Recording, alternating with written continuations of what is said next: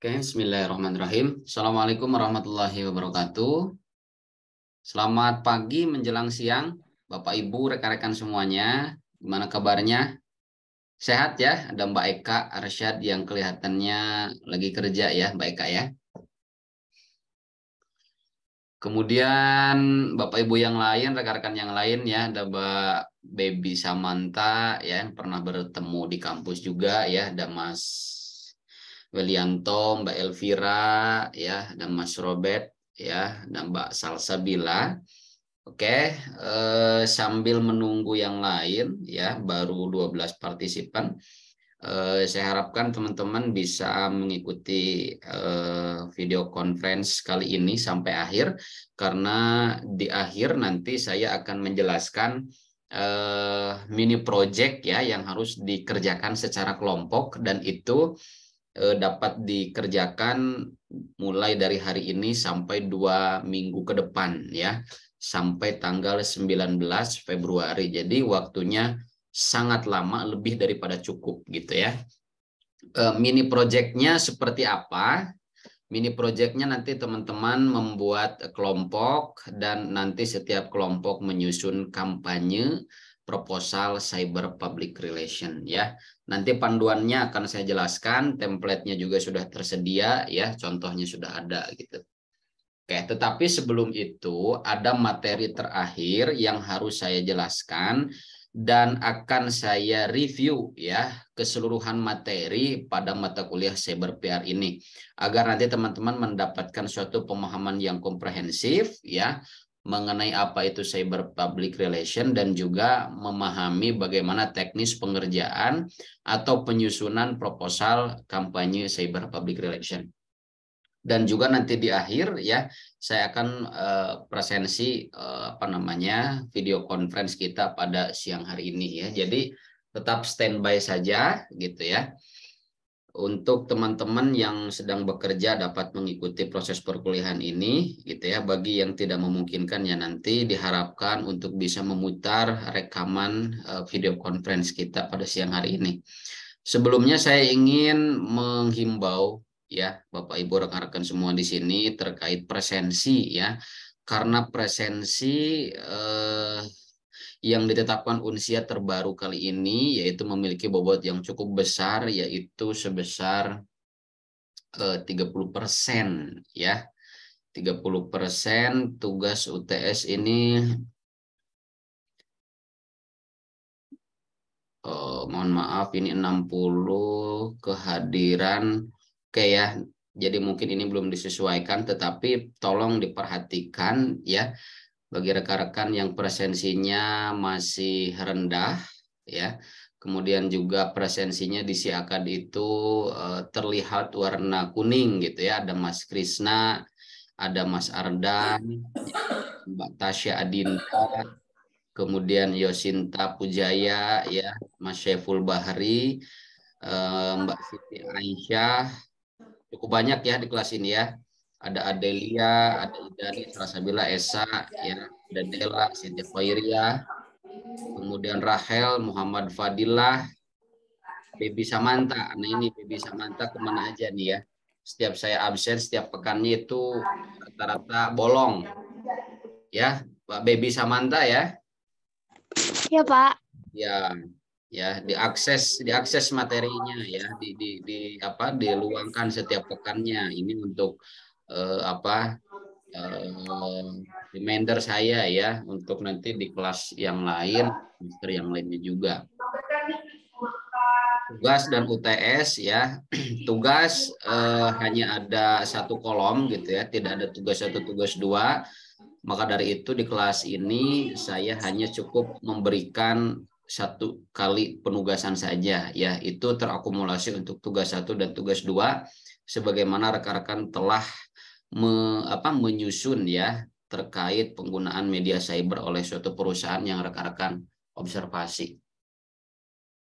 Oke, kita mulai saja untuk efektivitas waktu, karena rangkaian materi yang akan saya jelaskan ini cukup padat dan nanti akan ditutup oleh penjelasan pengerjaan proyek untuk UAS gitu ya.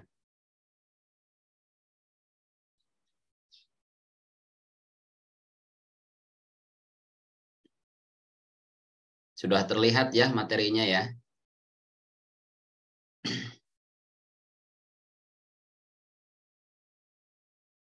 Halo, apakah ada yang bisa konfirmasi materinya sudah terlihat?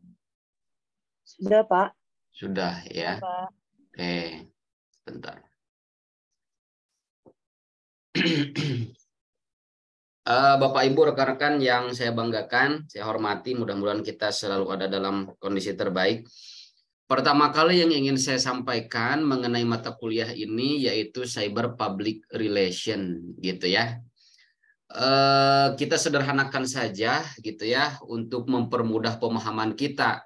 Karena mendengar kata cyber public relation nampaknya bagi sebagian orang atau bagi rekan-rekan yang masih asing mendengar kata cyber public relation itu sesuatu hal yang sangat berat, yang sangat menakutkan dan yang sangat membingungkan. Mungkin sebagian berpikir seperti itu. Tetapi kalau kita pahami lebih dalam gitu ya, Cyber Public Relation ini merupakan kajian pelengkap dari apa yang disebut dengan public relation itu sendiri, gitu ya.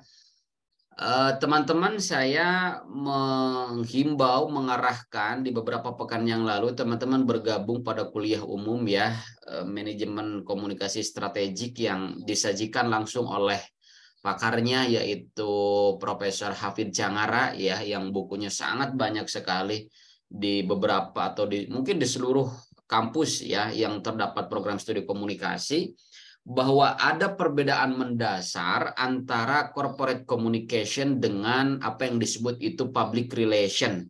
Kemudian nanti urutannya apa yang disebut dengan cyber public relation ya.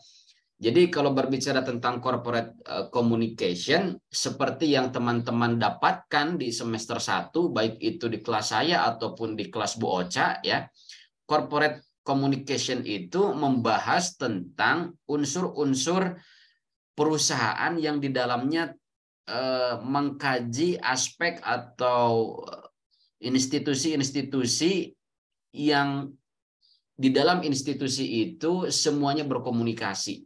Jadi tidak hanya membahas tentang public relation saja, corporate communication membahas semua aktivitas komunikasi yang terjadi di dalam sebuah perusahaan atau di dalam sebuah organisasi. Dilihat dari level atasan atau top manajemen begitu ya. Kita juga sudah membahas ada beberapa gaya kepemimpinan yang itu menentukan pada iklim komunikasi, juga menentukan pada budaya perusahaan ya. Setidaknya ada 6 kalau tidak salah ya, ada 6 gaya kepemimpinan seperti controlling style gitu ya, ada withdrawal style, ada structuring style dan lain sebagainya gitu ya. Nah, kemudian kita kerucutkan lagi ya. Selain istilah corporate communication itu ada yang disebut dengan public relation, yaitu aktor utama ya atau subjek utama yang memiliki fungsi dominan di dalam mewakili suatu perusahaan gitu ya. Jadi representasi suatu perusahaan itu ada di dalam diri seorang public relation. Nah, public relation pun di dalam setiap perusahaan yang teman-teman sekarang bekerja gitu ya, itu tidak digeneralisir di dalam bentuk perseorangan. Ada yang dalam bentuk divisi, ada yang dalam bentuk departemen, ataupun ada dalam bentuk perseorangan. Istilahnya pun sangat beraneka ragam gitu ya. Ada yang disebut dengan humas, ada yang disebut dengan marketing public relation, padahal di sana juga menjalankan fungsi seorang PR, ada yang disebut dengan corporate communication, ada dan lain sebagainya lah, banyak sekali istilahnya gitu. Nah, kita kerucutkan lagi, kita turunkan lagi dari istilah corporate communication, kemudian menuju public relation, sampai akhirnya kita berada pada kelas cyber public relation. Cyber public relation ini kita bahas, kita pahami sebagai suatu tools pelengkap seorang PR di dalam menjalankan fungsinya sebagai representator dari sebuah perusahaan. Jadi intinya hanya seperti itu ya. Apa yang dimaksud dengan cyber public relation? Nah, cyber public relation sendiri sebetulnya menjadi sebuah fenomena baru gitu ya di dalam studi PR itu sendiri gitu. Bagaimana seorang PR itu dapat membangun kepercayaan publik gitu ya terhadap suatu institusi atau lembaga yang diwakilinya, baik itu lembaga yang sifatnya komersial, sosial gitu ya maupun pendidikan gitu. Jadi kepercayaan publik ini menjadi modal sosial yang sangat berharga gitu ya. Bagaimana orang lain dapat menaruh kepercayaan kepada perusahaan kita, sedangkan produk yang kita tawarkan pun memiliki kualitas yang sangat rendah, atau program-program yang kita tawarkan pun tidak terrealisasi dengan baik gitu ya. Ada yang disebut dengan kepercayaan publik atau trust publik gitu ya. Nah, ini tidak boleh diabaikan karena ketika ada upaya rekayasa atau manipulasi yang orientasinya memenuhi keuntungan atau kepentingan perusahaan saja, ini akan menciderai atas kepercayaan publik kepada sebuah perusahaan. Ini berlaku baik kepada perusahaan yang sifatnya swasta maupun sifatnya pemerintah gitu ya. Katakanlah BUMN atau pemerintah gitu. Nah, itu ya. Jadi fenomena baru di dalam studi public relation ini, kalau kita lihat di dalam konteks cyber public relation, bagaimana seorang PR atau sekelompok ya divisi atau departemen PR itu mampu membangun suatu kepercayaan publik ya. Terlebih nanti kita akan membahas juga tentang bagaimana sebuah opini publik itu dibangun melalui media virtual gitu ya. Nah, media baru, kalau kita berbicara tentang cyber, tentu akan berhimpitan dengan apa yang dimaksud dengan internet, gitu ya. Internet sebagai suatu media baru yang menghubungkan antara ruang konvensional dengan ruang virtual, gitu ya. Ada di dalam dua dimensi tadi, gitu. Nah, yang harus kita pahami ketika kita berada di dalam ruang virtual, katakan itu cyber, gitu ya. Jejaring yang menghubungkan antara perusahaan satu dengan perusahaan yang lainnya, begitupun antara perusahaan dengan publiknya. Karena ruang virtual ini, media cyber ini dapat memperluas jangkauan konsumen, dapat memperluas jangkauan publik dan dengan waktu yang cukup singkat gitu. Maka seorang PR harus menempatkan publik tidak di dalam posisi pasif. Artinya apa? Publik itu tidak boleh atau tidak harus ditempatkan pada posisi yang itu hanya menerima pesan saja. Artinya arus komunikasi yang terbangunnya hanya bersifat one way communication. Tetapi lebih daripada itu harus dibangun pola komunikasi yang two way communication atau bahkan sirkuler gitu ya. Seperti adanya sirkulasi yang terus bergulir antara perusahaan dengan publik gitu. Nah, di dalam konteks media cyber, khalayak memiliki otoritas membangun teks serta memanfaatkan medium yang tersedia. Artinya, kalau kita berbicara tentang cyber, sudah tidak ada gatekeeping atau disebut dengan gatekeeper istilah lainnya ya di dalam bahasan komunikasi massa lebih khususnya. Seseorang atau bahkan setiap orang menjadi gatekeeping tersendiri ketika dirinya sudah mengendalikan media cyber gitu ya, atau media digital, atau lebih kita kerucutkan lagi media sosial, apakah itu website ataukah itu blog ya, atau itu TikTok, Instagram gitu ya, Facebook, Twitter, YouTube dan lain sebagainya. Jadi kalau berbicara tentang teks, kalau kita melihat pada suatu paradigma komunikasi, salah satunya adalah paradigma hermeneutik gitu ya, membahas atau mengkaji pada kajian-kajian tekstual yang ada di dalam ruang virtual. Setiap orang bisa menjadi komunikator juga komunikan gitu ya. Tidak hanya seorang PR yang merepresentasikan sebuah perusahaan, tetapi seseorang ya individu dalam hal ini atau sekelompok orang yang menjadi audiens perusahaan itu tadi memiliki kebebasan dan otoritasnya untuk membangun teks itu tadi ya. Jadi yang melekat di dalam diri seseorang saat ini, dirinya menjadi seorang komunikator, kemudian juga melekat pada dirinya sebagai seorang komunikan, kemudian melekat juga di dalam dirinya sebagai seorang gatekeeper gitu ya.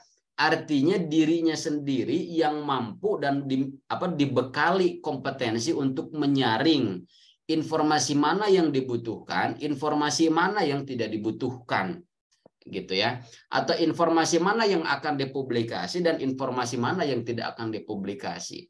Maka terjadilah pergeseran konsep dari media massa ke dalam media cyber, gitu ya. Kalau tidak salah di dalam forum diskusi ada pertanyaan, apakah media massa yang menjadi media online itu masih dikaji ke dalam atau masih masuk ke dalam konsep cyber media, dalam hal ini cyber public relation. Kita kembalikan lagi pada definisi awalnya, istilah cyber itu sesuatu yang sangat erat dikaitkan dengan internet, ada jejaring di dalamnya, gitu ya. Maka misalkan ketika ada Kompas TV, kemudian sekarang ada Kompas.id gitu ya, atau ada media sosialnya Kompas. Selagi itu ada di dalam ranah internet, media baru itu menjadi bagian dari perhatian cyber media atau cyber public relation, gitu ya. Nah, apa sih Pak yang menjadi perbedaan mendasar jika pertanyaan itu terus dikembangkan? Seperti yang tadi saya jelaskan, bahwa cyber PR ini menjadi suatu pelengkap, tools pelengkap di dalam membekali seorang PR atau divisi PR untuk melakukan tugas dan fungsinya. Adapun peran PR yang dilakukan secara konvensional itu masih dapat dilakukan. Nah, cyber PR ini sifatnya adalah melengkapi ya, atau di dalam istilah apa namanya komunikasi yang sangat sederhana itu disebut dengan redundansi gitu ya, pelengkap, menegaskan gitu. Contohnya apa Pak? Fungsi dan kegiatan PR secara konvensional.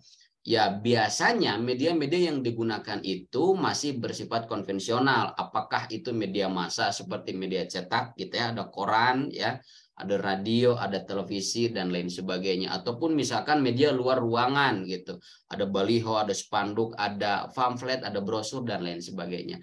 Nah, kita konversikan sesuai dengan perkembangan zaman dan kebutuhan konsumen. Segala sesuatu yang sifatnya belum maksimal menjangkau khalayak, kita konversikan ke dalam ruang virtual atau cyber itu sendiri. Makanya ada yang disebut dengan pamflet digital, ada yang disebut dengan brosur digital gitu ya. Dan itu akan lebih apa namanya menjangkau lebih banyak konsumen gitu ya. Misalkan dilihat dari segmentasi demografis, dari segi usia, dari segi pekerjaan, yang mungkin media konvensional masih banyak digunakan oleh orang-orang dari usia 50 tahun ke atas. Tetapi bagaimana perusahaan dapat menjangkau kepada seluruh kalangan, baik itu pelajar, ya pelajar SMP, SMA gitu ya, sampai mahasiswa, dan kaum-kaum yang sifatnya itu dapat dikatakan ke dalam golongan utopian gitu ya. Artinya ada suatu kaum yang memang sangat menerima perkembangan teknologi dengan perubahan-perubahan yang ada gitu. Berbeda dengan kaum distopian. Kaum distopian itu sekelompok orang ya, suatu kaum yang memang menolak keberadaan dan perkembangan teknologi gitu ya. Sehingga dirinya atau kaum tersebut atau kelompok tersebut tetap menerapkan pada konsep-konsep yang sifatnya konvensional atau manual tradisional gitu. Oke. Kata kunci sementara ya sebagai pengantar pada review materi siang hari ini, bahwa proses komunikasi di dalam ruang lingkup media cyber tidak lagi memakai pola dari sumber yang satu menyebar ke banyak arah gitu ya. Jadi kalau kita analogikan pada perkuliahan sekarang, proses komunikasinya itu bersumber hanya dari saya sebagai komunikator yang menjelaskan materi gitu ya. Tetapi kalau kita lihat lebih daripada itu, di dalam media cyber, baik itu media sosial, media digital yang lainnya, proses komunikasinya itu berlangsung dinamis, tidak sentral dan melibatkan khalayak. Karena seperti apa yang tadi saya sampaikan, setiap orang dapat menjadi komunikator sekaligus menjadi komunikan. Dan di dalam dua perangkat itu tadi, seseorang juga dibekali kompetensi atau kebebasan menjadi seorang gatekeeper.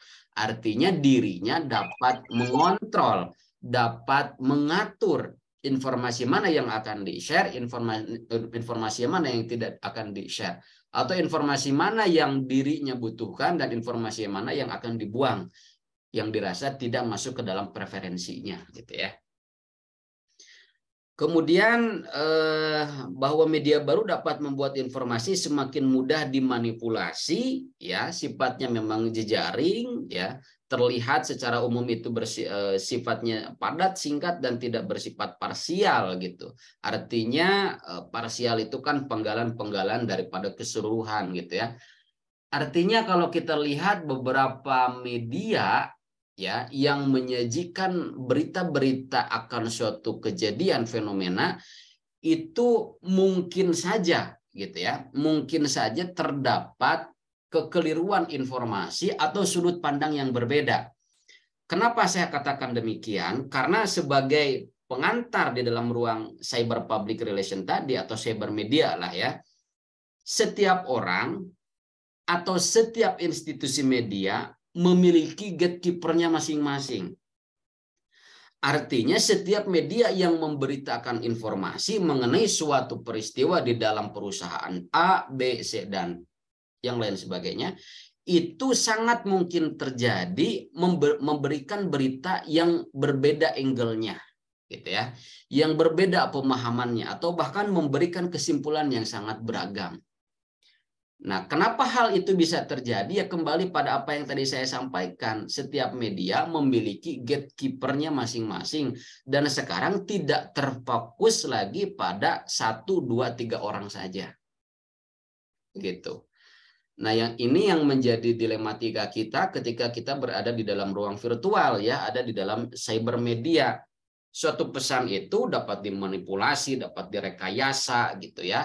Atau ada yang disebut dengan post-truth gitu ya. Nanti pada slide selanjutnya akan saya jelaskan apa yang dimaksud dengan post-truth tadi gitu ya. Ya salah satunya bentuk sederhana dari post-truth itu tadi adanya hoax gitu ya. Adanya manipulasi data, adanya kekeliruan informasi, terjadi miskomunikasi, diskomunikasi, dan ada diskomunikasi, miskomunikasi, dan apa ya satu lagi ya. Pokoknya ada 3 istilah di dalam kesalahpahaman atau kekeliruan informasi di dalam media. Nah, rekan-rekan semuanya, kita juga harus membuka mata selebar mungkin gitu ya. Apa sih realitas yang ada yang terbentuk di dalam lingkungan media cyber gitu ya. Bahwa media cyber menjadi ruang baru yang sifatnya imajiner, yaitu dunia maya gitu ya.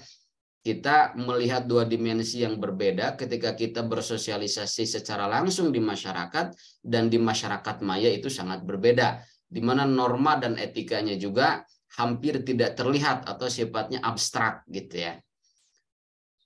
Nah, kemudian juga terjadi atau timbulnya sirkuit kekuasaan. Apa yang dimaksud dengan sirkuit kekuasaan? Sirkuit kekuasaan ini ya kalau kita pahami secara sederhana itu melekat pada setiap diri individu gitu ya. Nah, seperti tadi saya jelaskan, seseorang menjadi gatekeeper, seseorang menjadi komunikator, juga menjadi komunikan, itu dibungkus atau dikunci dengan istilah kekuasaan. Nah, kekuasaan ini menjadi sirkuit tersendiri pada setiap orang, setiap individu atau setiap kelompok orang untuk menentukan arah komunikasi yang dibangun di dalam media virtual itu tadi, gitu ya. Tetapi dari sirkuit kekuasaan itu tadi ya mengakibatkan tidak jelasnya arah informasi itu kemana, dari mana, dan ditujukan kemana. Logika sederhananya, kalau di dalam sebuah rumah gitu ya, terdapat minimal 5 keluarga saja. Artinya ada 5 kepala keluarga, ada 5 pemimpin keluarga. Tentunya memiliki aturan yang berbeda-beda begitu ya. Itu kita analogikan di dalam sebuah rumah. Tetapi kita konversikan ke dalam ruang virtual yang setiap individu menjadi pemimpin dirinya sendiri atau dibekali oleh kekuasaan di dalam dirinya sendiri, sehingga si A menentukan arah komunikasinya kemana, si B kemana, dan lain sebagainya. kadangkala ini yang menjadi atau dikatakan sebagai disruption communication atau disruption information. Terjadi kekacauan, terjadi keributan informasi, terjadi diskomunikasi, miskomunikasi yang sangat hebat gitu ya, akan suatu pertentangan, akan suatu pro dan kontra atas informasi yang disajikan. Misalnya isu negatif tentang suatu perusahaan gitu ya. Atau misalnya ketika kita lihat ya kasus yang sedang berjalan saja gitu ya tentang Sambo gitu. Bagaimana institusi Polri ya, humasnya atau PR-nya itu dapat meredam, dapat memulihkan kembali citra baik polisi dan lain sebagainya. Sementara setiap individu dibekali atas kekuasaan dalam tanda kutip di dalam dirinya untuk menentukan penilaian terkait institusi Polri itu tadi. Maka terjadilah sirkuit-sirkuit yang itu dibentuk sendiri oleh setiap individu gitu. Dan hal itu disebut dengan cyber power gitu ya. Nah, kekuasaan ini tentu dapat kita lihat baik di dalam ruang privat maupun publik gitu ya. Ada orang-orang yang memang mengkomunikasikan kekuasaan dirinya di dalam media privasi juga di dalam media publik gitu ya. Contohnya yang sangat sederhana sekali, kerap kali kita membaca atas postingan-postingan teman kita, saudara kita, tetangga kita gitu ya, atas masalah yang dialaminya dan itu di show up ke dalam media cyber gitu ya, ke dalam media digital. Kelebihan dari media cyber ini adalah mampu mentransferkan beberapa informasi-informasi di dalam waktu yang sangat singkat gitu ya. Dan itu ada yang disebut, makanya terjadi gitu ya fenomena viral gitu ya. Di dalam teori viral itu sendiri, kenapa suatu peristiwa sekelompok orang, beberapa individu dapat menjadi viral gitu ya, atau viral dalam tempo waktu yang cukup singkat gitu. Karena di sana adanya pergeseran, salah satu hipotesanya mengatakan adanya pergeseran antara nilai edukatif dengan nilai entertainment gitu. Antara nilai pendidikan, antara nilai informatif, informasi dengan nilai entertainment. Kalau kita mau lihat pada beberapa fenomena yang sifatnya itu viral gitu ya, saya seringkali beranggapan dan berpikir kenapa hal-hal yang tidak memiliki substansi yang cukup baik itu menjadi viral di dalam ruang virtual gitu ya. Itu dilatar belakangi karena preferensi pengguna media, baik itu viral melalui media TikTok gitu ya, viral melalui media Instagram atau Facebook. Itu dilatar belakangi karena preferensi pengguna media tersebut sudah bergeser daripada kebutuhan akan nilai informasi, akan nilai edukasi menjadi nilai hiburan semata gitu. Nah, ini pun sebetulnya kalau kita berpikir kreatif dapat mencuri ide seperti ini pada bagaimana kampanye cyber PR oleh seorang PR itu tadi ya, untuk membuat viralnya sebuah perusahaan di dalam konteks yang positif. Contoh ya, ada hal-hal yang sifatnya viral itu kan seperti ada Fajar dari Gorontalo gitu ya, dikatakan sebagai sad boy gitu ya.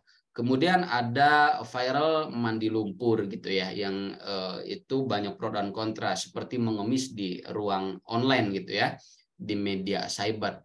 Kemudian kita tarik waktu ke belakang gitu ya, ada di Bandung itu siapa teman-teman yang pernah viral itu Mang Oleh atau siapa ya tentang Odading gitu ya.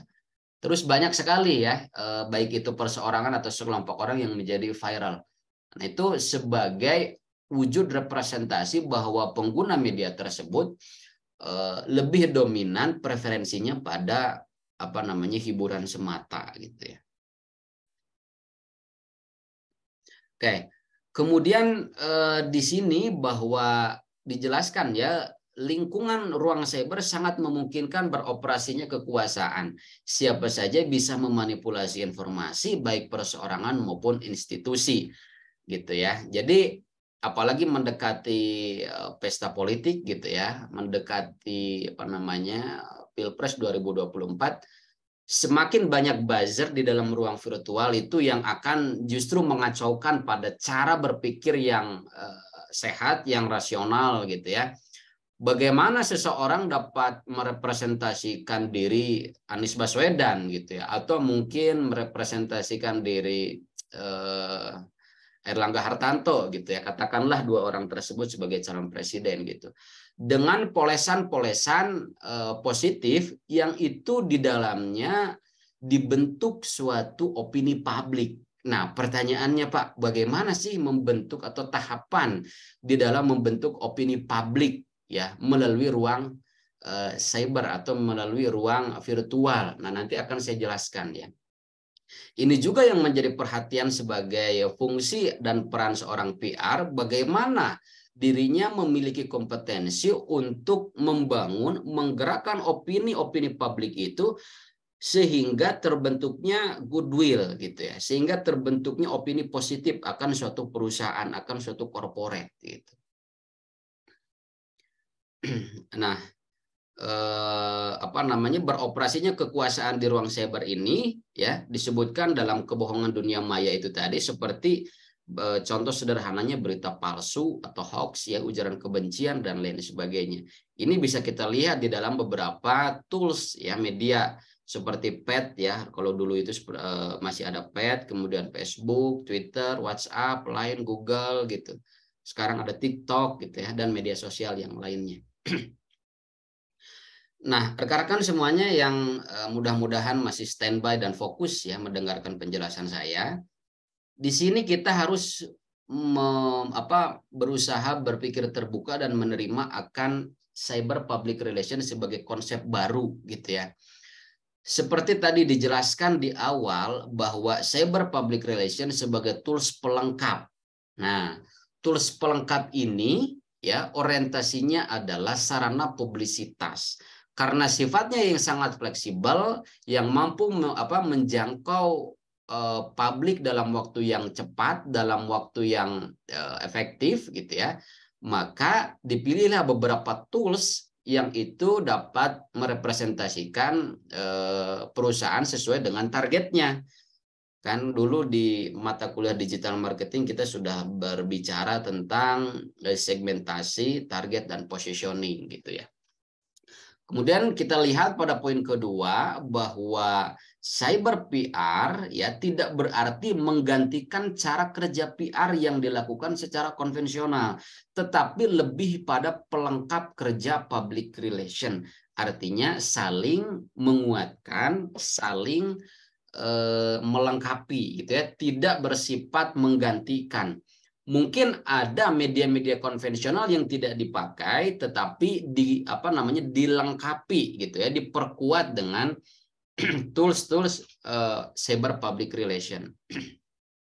Banyak sekali istilah cyber public relation, ada yang disebut dengan humas online, ada yang disebut dengan EPR gitu ya, dan lain sebagainya gitu. Tetapi pada intinya adalah kembali lagi pada substansi utama bahwa cyber public relation itu sebagai suatu perangkat yang itu saling menunjang dan saling mendukung gitu ya. Nah, dikatakan juga bahwa terdapat keterangan ya dari Ketua Indonesia Cyber Security Forum bahwa masyarakat saat ini tengah dihadapkan pada sebuah perang kognitif ya, yakni perang yang mampu mengubah pola pikir dan nalar seseorang dengan tujuan menggiring opini publik. Dalam kondisi seperti ini, maka seorang PR dituntut untuk menguasai medan. Teman-teman kalau kita lihat ya pada persidangan siapapun itu terdakwanya atau kasusnya apapun itu ya, seperti dulu ada Jessica Jessica Kumala Wongso terkait kasus kopi sianida, sekarang ada Verdi Sambo gitu ya. Itu kan kita lihat adalah perang kognitif ya, perang argumen antara jaksa penuntut umum ya dengan pengacara. Begitupun di dalam ruang virtual, itu hanya sebatas analogi sederhana ya. Kita dihadapkan pada perang kognitif, adu argumen dengan fakta-fakta. Nah, salah satu yang menjadi etika cyber public relation itu seperti dijelaskan di dalam materi sebelumnya adalah menyajikan informasi berdasarkan fakta yang ada. Salah satunya itu.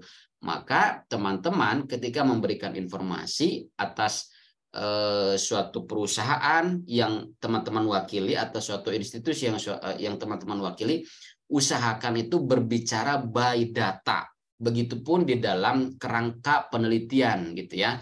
Peneliti itu akan diyakini oleh pembaca atau penguji manakala menuliskan keterangan yang disertai dengan data. Jadi jangan hanya omong kosong saja. Jangan menuliskan informasi yang sifatnya retorika saja gitu ya. Banyak sekali media relation yang dapat teman-teman nanti pilih ketika terjadi suatu krisis, misalkan di dalam suatu perusahaan, apakah itu press conference gitu ya, ada press gathering gitu ya, ada media visit dan lain sebagainya. Tetapi untuk mengklarifikasi, memberikan informasi akan suatu peristiwa, akan suatu krisis yang terjadi dalam sebuah perusahaan, maka sertakan dengan data ya. Nah, kita sudah masuk pada pemahaman media relation gitu ya. Memahami relasi media di dalam konsep cyber public relation. Sebelum kita masuk pada konsep cyber public relation, kita akan mulainya dulu dari konsep yang sifatnya konvensional. Seperti anak tangga, kita mulai dari bawah sampai ke atas supaya pemahamannya dapat bersifat komprehensif gitu ya. Media relation itu sebagai suatu perangkat yang tidak dipisahkan dari fungsi dan peran seorang PR. Kalau dulu media relation dianggap sebagai media yang sifatnya formal, seperti membuat press release, kemudian dipost atau dipublish di dalam sebuah website perusahaan, dipost atau dipublish ke dalam sebuah media massa, melakukan press conference, melakukan media visit, ada melakukan press gathering dan lain sebagainya. Tetapi konsep media relation saat ini menjadi lebih lentur dan lebih cair, ya, di mana penggunaan medianya juga tidak terpaku pada media-media konvensional saja. Makanya ada yang disebut dengan cyber media, yaitu pemanfaatan media virtual berbasis internet, menggunakan Facebook kah, menggunakan Instagram kah, bahkan menggunakan TikTok sekalipun gitu ya. Tetap mengusung pada konsep mendidik, mempengaruhi, dan menginformasikan, serta menghibur pada publiknya atau pada konsumen atau calon konsumen gitu ya. Kalau kita lihat, teman-teman coba follow gitu ya pimpinan-pimpinan daerah tempat teman-teman sekarang berada. Misalkan saya orang Jawa Barat, saya follow Ridwan Kamil gitu ya sebagai Gubernur Jawa Barat. Teman-teman orang Jawa Tengah follow Instagramnya atau media sosialnya Ganjar Pranowo. Teman-teman ada di Jakarta ya, kalau dulu kan masih Anies Baswedan ya, teman-teman follow Instagramnya atau apapun itu media sosialnya gitu ya. Kadang kita bisa mengklasifikasikan media sosial mana yang digunakan sebagai media relasi antara pemerintah dengan publiknya, dan media sosial mana yang tidak digunakan atau ditempatkan pada posisi media relation gitu.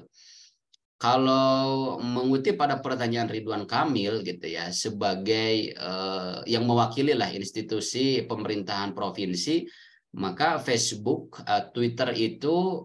dan Twitter dijadikan sebagai media relation atas pemerintah terhadap warga masyarakat Jawa Barat. Sementara Instagram tidak dijadikan media relationnya, hanya sebagai media entertain saja, media hiburan yang digunakan oleh dirinya. Nah, itu sudah menjadi konsep dari kajian cyber PR. Bagaimana seorang public figure gitu ya memanfaatkan dan memaksimalkan media-media sosial yang sifatnya sangat lentur, sangat dinamis, sangat fleksibel, dan itu langsung masuk atau langsung dapat berkomunikasi dengan masyarakat tanpa adanya ruang sekat yang begitu jauh gitu ya. Kalau kita memberikan informasi melalui media, ada tahapannya A, B, C, atau mengirimkan surat ke gubernur kita, ada tahapannya A, B, C, atau mungkin ingin bertemu kepada gubernurnya langsung, ada protokoler yang harus dilewati, yang harus diikuti dulu, itu sangat-sangat melelahkan mungkin ya, dan sangat menahan atas upaya-upaya komunikasi yang ingin kita bangun. Tetapi adanya ruang cyber ini, media cyber ini sangat membantu sekali gitu ya, dan sangat mempermudah gitu. Nah, fungsi-fungsi media cyber ini gitu ya memiliki fungsi tentu untuk membangkitkan kesadaran, mengubah sikap, pendapat, serta perilaku gitu. Karena dapat dikatakan hubungan baik dengan media antara suatu perusahaan dengan media itu sebagai suatu roh ya, suatu ruh penting di dalam menjalin keberlangsungan hidup perusahaan.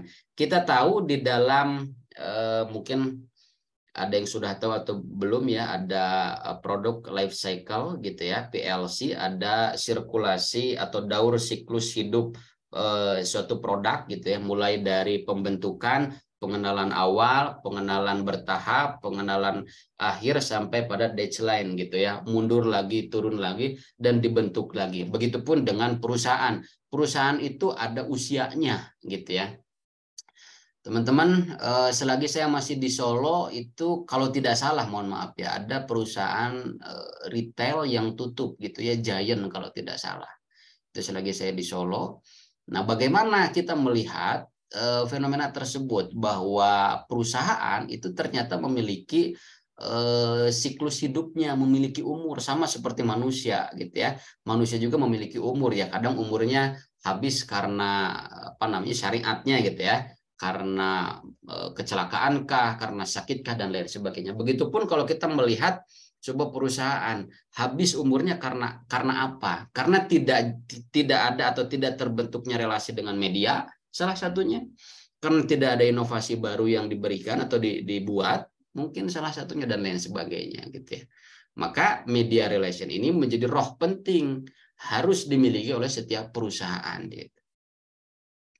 Nah, kegiatan media relation ini sebetulnya mengulang ya di pengantar mata kuliah corporate communication dengan saya atau dengan Bu Ocha dulu sudah dijelaskan ada beberapa kategori kegiatan media relation. Ini hanya mengingatkan atau mengulas saja ya. Ada yang disebut dengan press conference gitu ya. Jadi seorang PR atau divisi PR mengundang gitu ya, mengundang wartawan, mengundang tim media untuk melakukan press conference ya. Tujuannya untuk mengklarifikasi, memberikan informasi, dan lain sebagainya. Biasanya ini dilakukan pada manajemen isu gitu ya. Ada apa namanya handling isu gitu ya, ada complaint handling gitu ya, dan lain sebagainya. Kemudian media gathering gitu ya, sebuah perusahaan mengadakan event tersendiri dan itu di dalamnya melibatkan awak media untuk diliput dan memberikan keterangan terkait apa sih yang dibangun oleh perusahaan ini, apakah untuk membentuk opini publik yang orientasinya pada terbentuknya citra positif sampai pada reputasi yang positif gitu. Dan ada media visit ya, ini hampir sama media gathering dengan media visit, bedanya media visit itu sifatnya bebas, fleksibel gitu ya, tidak mesti ada suatu acara. Dan biasanya juga media visit ini kadangkala organisasi yang mengundang atau medianya itu sendiri yang datang sendiri gitu ya, tanpa diundang oleh perusahaan. Dan selain ketiga media relation ini gitu ya, ada yang disebut dengan media monitoring gitu ya, itu dilakukan oleh tim research public relation. Media monitoring itu begini, ketika suatu terjadi suatu krisis, baik itu isu gitu ya, atau krisis ekonomi seperti pandemi COVID-19 kemarin gitu ya, kita memberikan klarifikasi atas isu-isu negatif yang datang ke dalam perusahaan kita. Nah, setelah kita memberikan pernyataan, memberikan klarifikasi melalui media press conference kah atau press release kah, dalam waktu tertentu ya, bagian tim riset dari PR itu sendiri melakukan media monitoring, yaitu mencari dan mengumpulkan media-media mana yang memuat berita positif terkait organisasi kita. Lalu kita juga mengkaji dan menganalisa secara hermeneutik. Misalkan informasi tentang perusahaan kita ditempatkan pada kolom keberapa, di posisi yang mana gitu ya. Kalau kita memegang surat kabar atau koran itu kan ada kolom 1, 2, 3, ada kolom rubrik dan lain sebagainya, atau di halaman utama atau di halaman kedua atau halaman terakhir. Nah, media monitoring itu seorang PR itu melakukan analisa, mengumpulkan media-media mana saja yang mempublish informasi tentang organisasi kita, lalu mengidentifikasi posisi pesan itu ditempatkan di mana. Apakah di halaman utama atau di halaman kedua atau di halaman terakhir. Kalau di halaman utama itu posisinya apakah di atas, di tengah, atau di bawah. Begitupun pada halaman kedua, ketiga, sampai halaman terakhir. itu untuk bisa mengklaim gitu ya bahwa media memberikan framing positif terkait organisasi yang kita wakili gitu ya. Nah, rekan-rekan semua, kita lanjut ya, ini sifatnya maraton gitu, tetapi penjelasan yang saya sampaikan bisa teman-teman putar lagi di dalam video rekaman nanti gitu ya. Tetapi ini menjadi suatu hal yang sangat penting karena sebagai bekal untuk mengerjakan mini project UAS nanti gitu. Nah, di sini ada opini publik dan pembentukan citra di dalam ruang cybermedia. Yang harus kita pahami ya bahwa fungsi seorang PR itu adalah membangun identitas, ya, membangun citra sampai terbentuknya reputasi positif atas suatu organisasi atau perusahaan, gitu ya. Nah, aktivitas ini harus bisa dimanfaatkan oleh seorang PR untuk membentuk opini. Karena dari opini-opini yang terbentuk di dalam setiap kepala individu sehingga terakumulasi menjadi opini publik itu akan membentuk citra, gitu ya. Nah, pembahasan di semester awal itu hanya menjelaskan pada bagaimana identitas itu terbentuk, setelah identitas terbentuk bagaimana citra itu terbentuk, setelah citra itu terbentuk bagaimana reputasi itu terbentuk. Reputasi sebagai tahap akhir gitu ya. Nah, ada satu elemen yang memang ada beberapa elemen lah, bukan satu gitu ya. Seperti misalkan opini, kemudian trust publik, kepercayaan publik, kemudian loyalty publik gitu ya. Yang mengantarkan dari identitas itu membentuk sebuah citra sampai akhirnya membentuk sebuah reputasi. Kita bahas dulu ya citra dan opini publik gitu. Tentu di dalam memanfaatkan media sosial, media digital, ya cybermedia ini harus dibekali atas kompetensi dan pengetahuan yang mumpuni oleh seorang PR gitu ya. Nah, jangan sampai kehadiran teknologi ini menjadi suatu kesempatan yang di mana oknum-oknum yang tidak bertanggung jawab itu memanfaatkan media dengan cara-cara yang tidak tepat gitu ya. Karena kan ada modus penipuan, ada modus cybercrime lah katakan seperti itu, ada pembajakan, ada hacker dan lain sebagainya. Nah, peluang tersebut gitu ya, peluang media cyber ini menjadi perhatian khusus gitu ya, khususnya bagi akademisi maupun praktisi yang melihat perkembangan teknologi gitu ya. Kembali lagi pada kajian agenda setting, setiap orang, setiap kelompok, setiap individu atau setiap institusi media itu melekat pada dirinya itu agenda setting. Jadi agenda setting saat ini saya mengatakan sudah tidak diatur di dalam institusi media saja. Kita sebagai seseorang yang bisa dikatakan sebagai media itu sendiri gitu ya. Saya mempunyai Instagram namanya misalkan Ihsan96, yaitu media saya. Saya sebagai gatekeeper-nya gitu ya. Di sini ada Mbak Natalia Savitri, punya Instagram, punya Facebook, punya YouTube. Itu media Mbak Natalia sendiri gitu ya.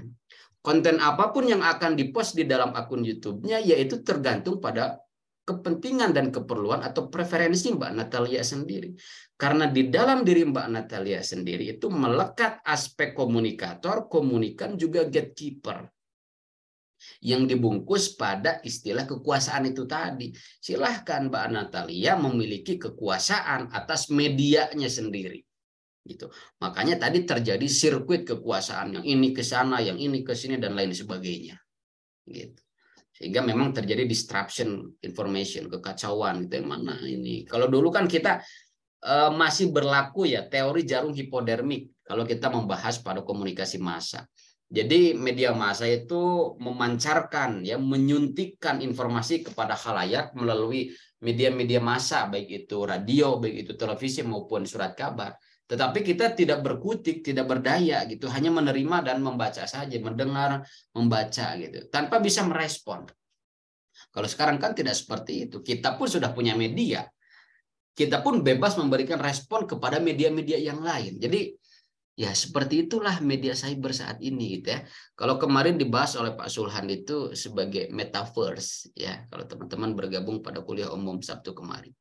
Metaverse gitu. Jadi kita seolah-olah ada di dalam dua dunia gitu ya, dua dimensi gitu. Nah, celakanya gitu ya. Celakanya rekan-rekan semua, post-truth sendiri sebetulnya ini kajian untuk pasca sarjana ya, tetapi tidak apa-apa, ini kita mengenal istilah saja dulu ya. Keleluasaan, fleksibilitas, dan potensi dan peluang yang sangat banyak sekali di dalam media virtual itu ditenggarai juga adanya ancaman-ancaman terjadinya fenomena post-truth. Apakah itu post-truth? Post-truth itu adalah suatu fenomena yang mungkin saja itu terjadinya tidak sama dengan apa yang diberitakan. Atau kebohongan yang diulang-ulang semakin lama menjadi suatu kebenaran. Itu yang disebut dengan post-truth gitu ya. Jadi ada kebenaran pasca kebenaran.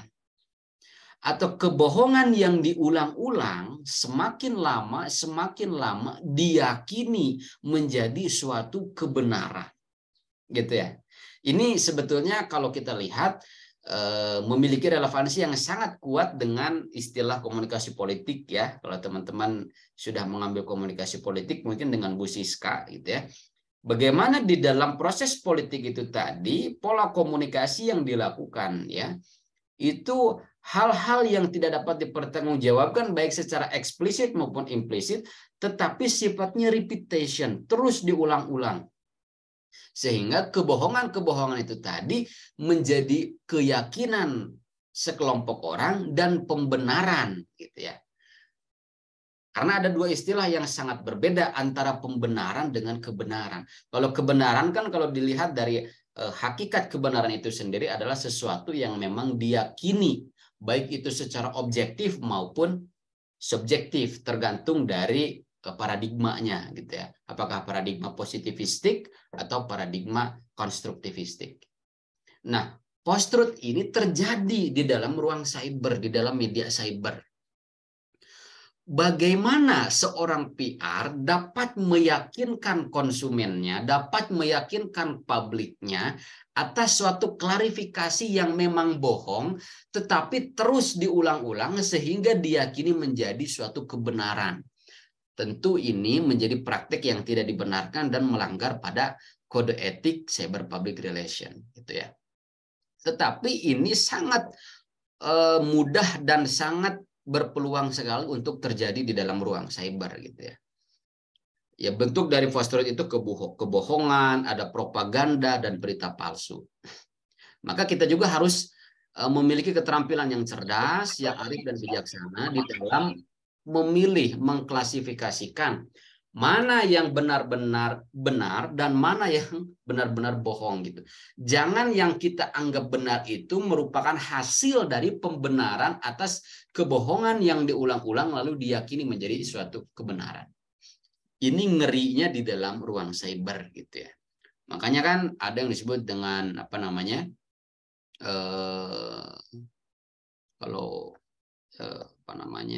Buzzer gitu ya, buzzer di dalam menggalang atau melakukan pembentukan opini publik. Nah, di dalam tahapan opini publik gitu ya, opini publik itu kan sangat luas sekali. Misalkan opini publik akan si A gitu ya, dalam kontestasi politik, opini publik mengenai institusi A, perusahaan A, organisasi A. Nah, bagaimana kita sebagai opinion maker sekaligus sebagai opinion leader itu dapat memandu opini-opini masyarakat menjadi sebuah citra yang positif.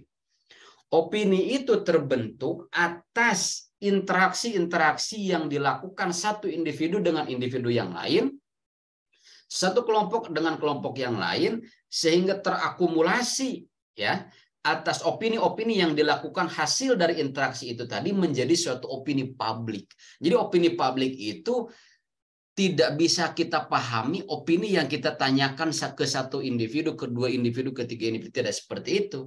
Tetapi hasil interaksi di antara individu, di antara kelompok itu tadi menimbulkan suatu kesepahaman dan kesepakatan bersama yang dapat dikatakan sebagai opini publik. Tetapi kadangkala pembentukan opini publik itu tadi dilatar belakangi oleh post-truth itu. Ada kebohongan, ada berita yang tidak kredibel, berita palsu, berita bohong yang kemudian digulirkan, digoreng, apapun istilahnya menjadi suatu keyakinan dan pembenaran-pembenaran itu diyakini menjadi suatu kebenaran yang hakiki. Gitu. Ya. Nah, hasil akhir daripada post-truth itu tadi adalah terjadinya kebingungan opini, gitu ya, kebingungan opini yang terjadi di dalam benak masyarakat atau publik. Contoh, kalau kita melihat waktu Pilpres 2019 yang lalu, Prabowo mengatakan atau mendeklarasikan bahwa kitalah yang menang atas perolehan suara sekian. Di satu sisi juga tim Jokowi mendeklarasikan bahwa tim kitalah yang menang, gitu ya. Kita diberikan informasi yang membingungkan. Karena media itu tadi memiliki gatekeeper yang sesuai dengan kepentingan media itu sendiri. Gitu ya. Jadi apa yang saya jelaskan tadi sebetulnya relevan dengan contoh-contoh yang sudah terjadi. Nah, sehingga kita sebagai publik melihat di dalam media massa, membaca di dalam media virtual gitu ya. Jadi di dalam waktu yang bersamaan ada dua kubu yang saling mendeklarasikan. Jadi yang mana yang benar? Jangan sampai ini adalah praktik post-truth yang memang dilakukan untuk bisa mengalahkan kebenaran yang hakiki dengan kebohongan-kebohongan yang terus digulirkan menjadi suatu pembenaran dan itu akhirnya dibenarkan. Itu adalah praktik post-truth gitu ya. Di dalam praktik PR pun kadangkala dilakukan seperti itu, tetapi kembalikan lagi pada kode etiknya. Gitu ya, etis atau tidak, dan itu diperbolehkan atau tidak. Gitu ya. Jadi karena kebohongan menyelinap masuk melalui kebingungan orang dalam membedakan antara berita, opini, fakta, dan analisis. Jadi kebohongan ini menyelinap masuk melalui kebingungan orang di dalam membedakan antara berita, opini, fakta, dan analisis. Karena itu tadi terlalu banyak sekali informasi. Gitu ya. Nah, pembentukan opini publik di ruang cyber itu seperti apa? Jadi tadi sebetulnya sudah saya jelaskan ya. Ada sekumpulan keyakinan, ada ilusi dan pandangan yang rasional dengan menggambarkan sikap individu-individu yang membentuk publik, gitu ya. Jadi pembentukan opini ini ya kalau kita lihat, nah di sini di poin E ya kita lihat pada kalimat kedua, opini publik adalah hasil interaksi, diskusi, atau penilaian sosial antar individu berdasarkan pertukaran pikiran yang sadar dan rasional. Dinyatakan baik lisan maupun tulisan. Artinya baik secara eksplisit maupun implisit. Itulah proses pembentukan opini di dalam ruang cyber. Yang instrumennya adalah media cyber itu tadi gitu ya. Ada atribut-atribut yang memang mendukung terkait bagaimana institusi itu menghendaki opini publik itu terbentuk seperti ini, seperti itu, dan lain sebagainya. Gitu ya. Nah ini poin B itu penjelasan mengenai publik gitu ya, secara psikologis dan sosiologis ya. Secara psikologis publik berarti sekelompok orang yang menaruh perhatian terhadap satu masalah yang sama. Gitu. Jadi ada satu interest yang sama, satu lokus masalah yang itu diperhatikan oleh sekelompok orang, itu secara psikologis. Secara sosiologis publik adalah sekelompok orang yang menaruh perhatian pada terhadap suatu masalah. Jadi hampir ada kesamaan istilah gitu ya. Ya kita menentukan publik mana yang akan kita sasar. Kita analisa dulu dari segmentasinya gitu ya. Publik dari kalangan kelas menengah ke bawah. Oke, ekonominya berapa, pendidikannya rata-rata sampai SD sampai SMP, tentu dari proses pemetaan publik itu tadi akan menentukan cara berpikirnya mudah tidaknya itu untuk dibohongi. Contohnya seperti itu ya. Maka praktik post-truth pun bisa menjadi salah satu cara untuk membentuk opini. Nah, kemudian kita lihat pada poin C ya di atas bahwa arti dasar daripada opini publik itu sebetulnya berpikir atau menduga. Jadi sifatnya itu hipotesa sebetulnya. Berpikir atau menduga, tetapi belum teruji benar atau salahnya. Ya. Kemudian ada pendapat lain dari Arifin yang menyebutkan bahwa opini publik adalah pendapat, sikap, perasaan, ramalan, pendirian, dan harapan rata-rata individu kelompok di dalam suatu masyarakat. Gitu. Dan lain sebagainya, ini bisa rekan-rekan baca sendiri. Ya. Nah, kembali lagi ya pada proposisi teori pembentukan opini publik ya, di dalamnya ada agenda setting, ada framing, dan ada priming gitu. Agenda setting itu adalah bagaimana kita menentukan arahnya kemana, memberikan saringan-saringan atas informasi gitu ya. Misalkan kita sebagai gatekeeping di dalam mewakili sebuah institusi ya, tidak apa-apalah kita praktekkan saja post-truth itu tadi, yaitu terserah Anda yang dibekali kekuasaan itu tadi atas informasi yang akan dipublish atau tidak akan dipublish gitu ya. Terjadinya pergeseran konsep gatekeeping dalam proses pembentukan opini publik dalam hal ini jika gatekeeping sebelumnya hanya dilakukan oleh beberapa orang saja, maka pada era digital gatekeeping dilakukan secara kolaboratif dengan khalayak. Itu yang tadi saya sampaikan, media sekarang sudah dipengaruhi atau terpengaruh oleh opini-opini masyarakat ya, oleh keberadaan atau eksistensi masyarakat sebagai bagian daripada gatekeeping.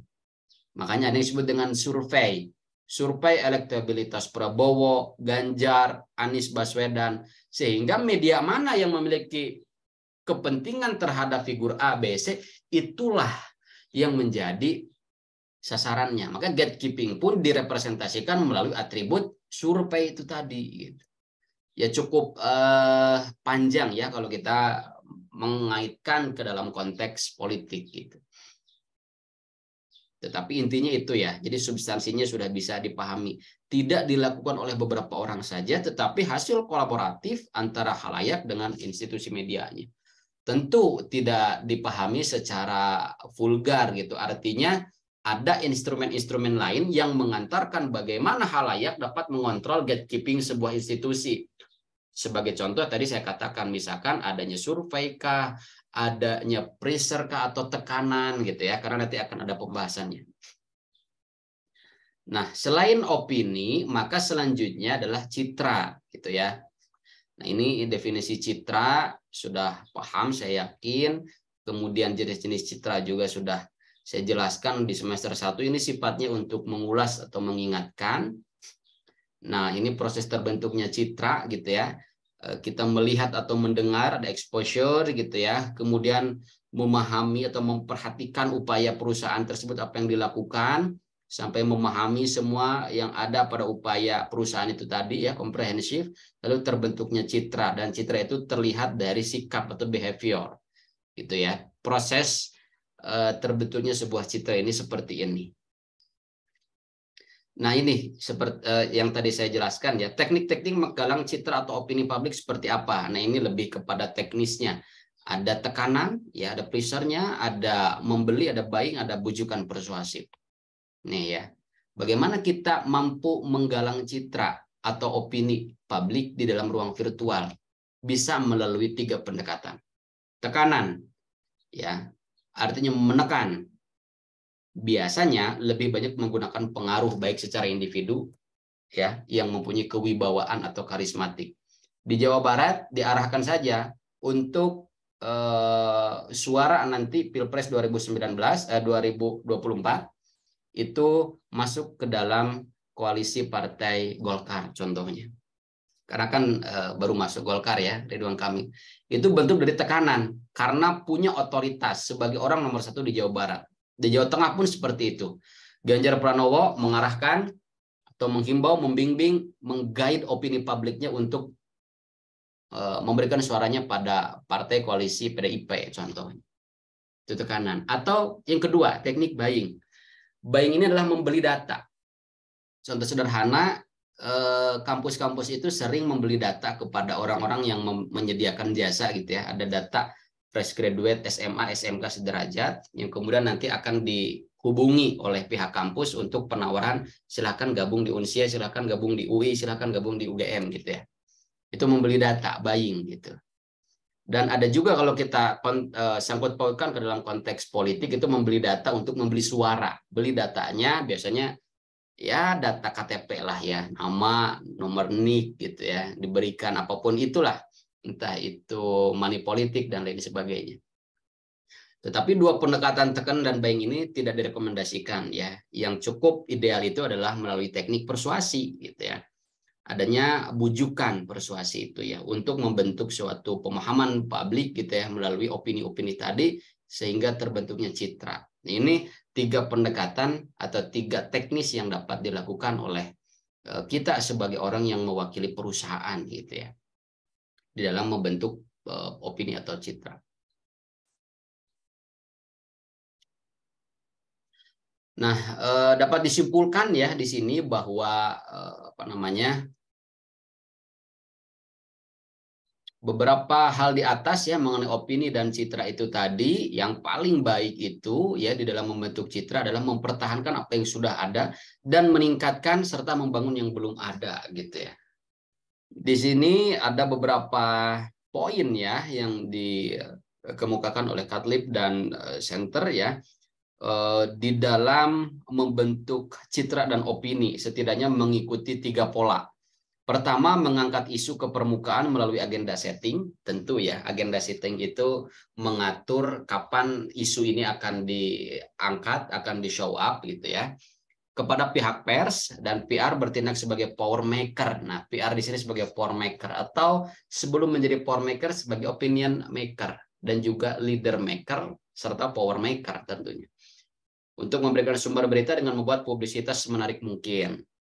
Nah, pola kedua melemparkan isu tersebut kemudian diperdebatkan dan dicarikan pemecahan masalahnya. Jadi dilempar isunya. Jadi isu itu kadangkala datang dari eksternal, kadangkala datang dari internal. Dibuat isunya untuk membangun opini dan citra.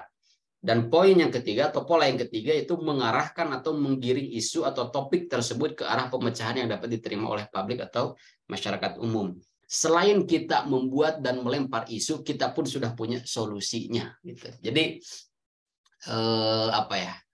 Kalau orang awam melihat, isunya dari luar, kemudian, bagaimana ya perusahaan ini dapat menghandle isu tersebut, kemudian, kok bisa ya efektif dalam waktu yang cukup cepat gitu ya. Kadangkala itu terjadi secara real gitu ya. Ada isu-isu negatif, ada krisis yang melanda itu sifatnya alamiah. Tapi ada juga itu sifatnya construction gitu ya, konstruksi dibuat gitu. Isu itu sengaja dibuat, isu itu dilemparkan dan solusinya juga sudah ada yang semata-mata penyelesaiannya dapat menguntungkan kedua belah pihak, baik itu publik maupun perusahaan. Jadi harus dipahami itu seperti itu ya. Terlebih di dalam ruang virtual kita tidak boleh lagi berpikir secara polos ya rekan-rekan semuanya. Informasi apapun yang kita terima harus dipertanyakan dulu gitu. Harus dilakukan uji verifikasi dulu gitu ya. Benar atau tidaknya, minimal search lah gitu ya. Kalau kita kan pengen sewa penginapan, kita juga search berapa ratingnya, berapa bintangnya gitu ya, komen-komennya bagus atau tidak gitu. Jangan hanya mengandalkan penawaran yang menggiurkan saja tanpa melakukan uji verifikasi. Nah, ini adalah materi terakhir ya, cyber public relation di dalam konteks membangun kepercayaan publik. Tentu kalau citra sudah terbentuk, ya reputasi sudah terbentuk, otomatis kan citra kepercayaan publiknya sudah ada gitu. Nah, ini ada 4 model ya, ada 4 model di dalam membangun kepercayaan publik sesuai dengan pola atau alur komunikasinya. Teman-teman, saya izin minum dulu ya.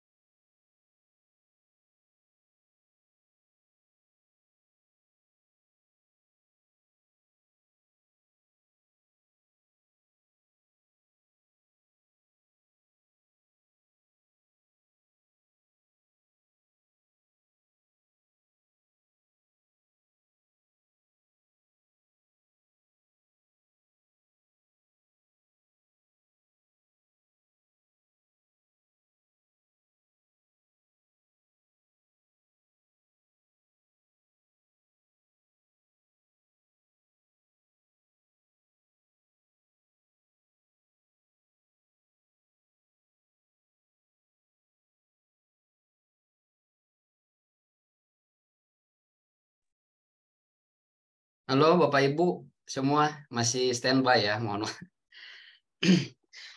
Hampir 30 slide ya, mohon maaf ini agak serak suara saya.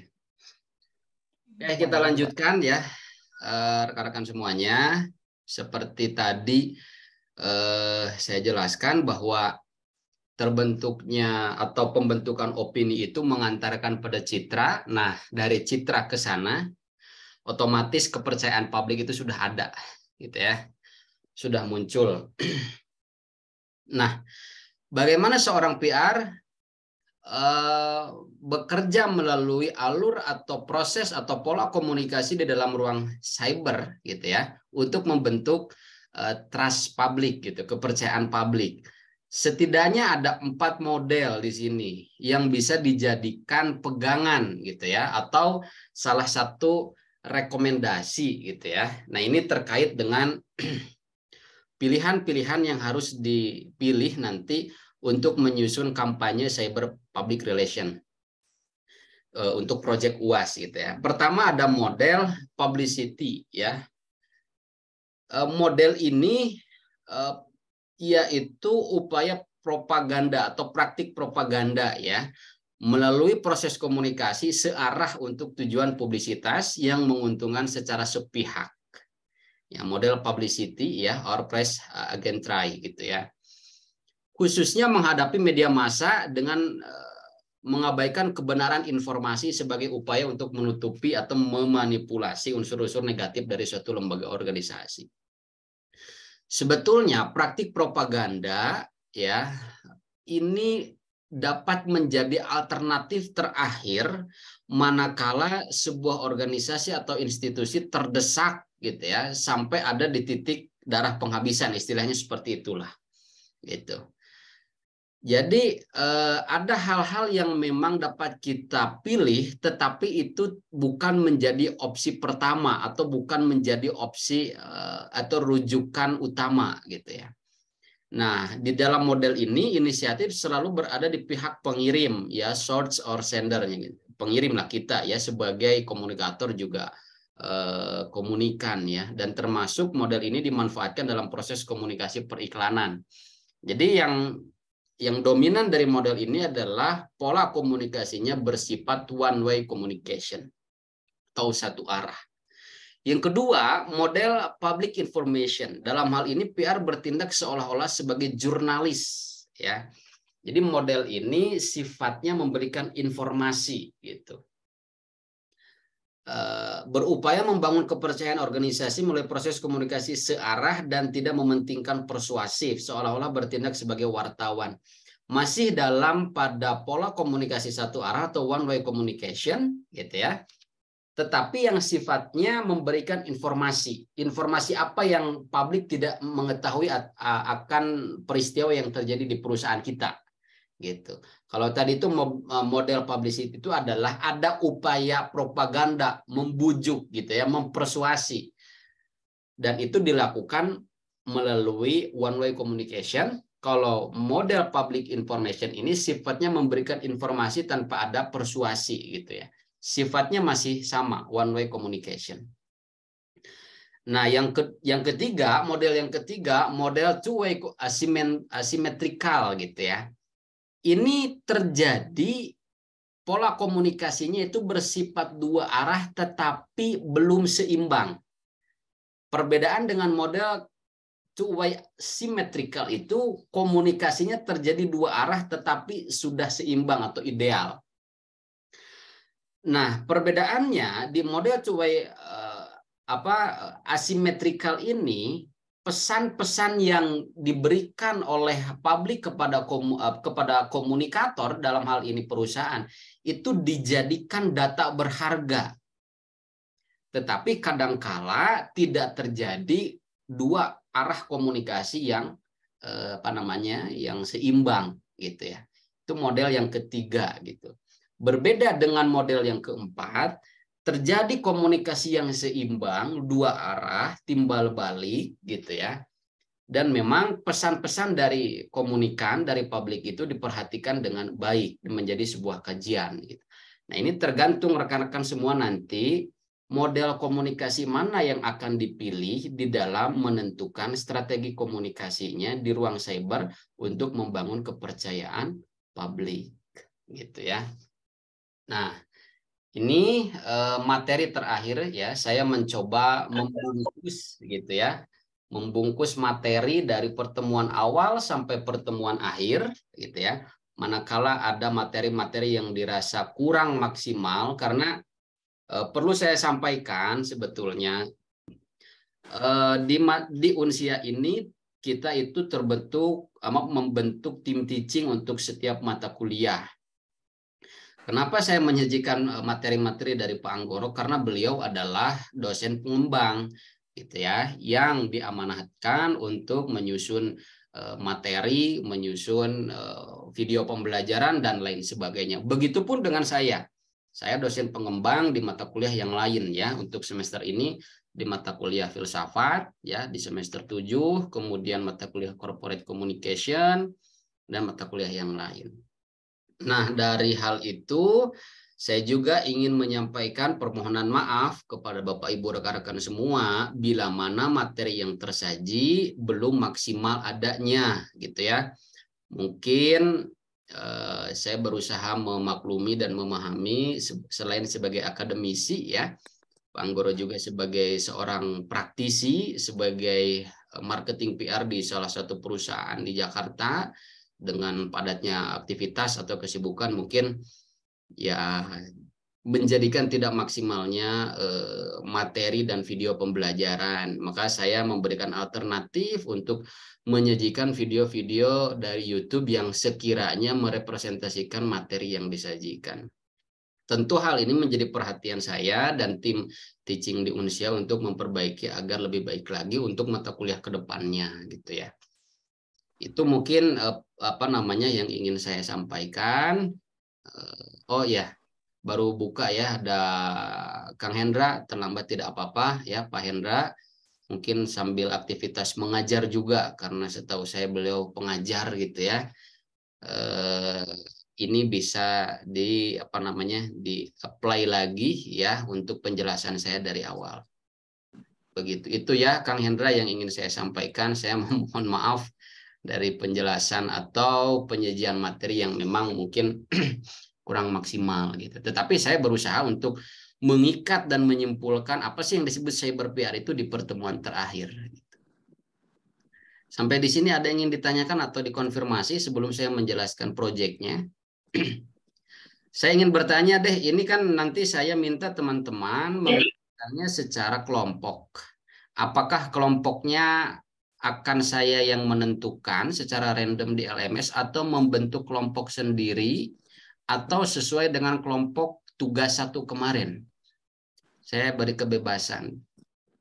Mau seperti apa pengerjaannya atau pembagian kelompoknya? Nah, dari Mas Naufal saya yang menentukan gitu ya. Kalau saya yang menentukan, kita random, kita buka LMS-nya gitu ya.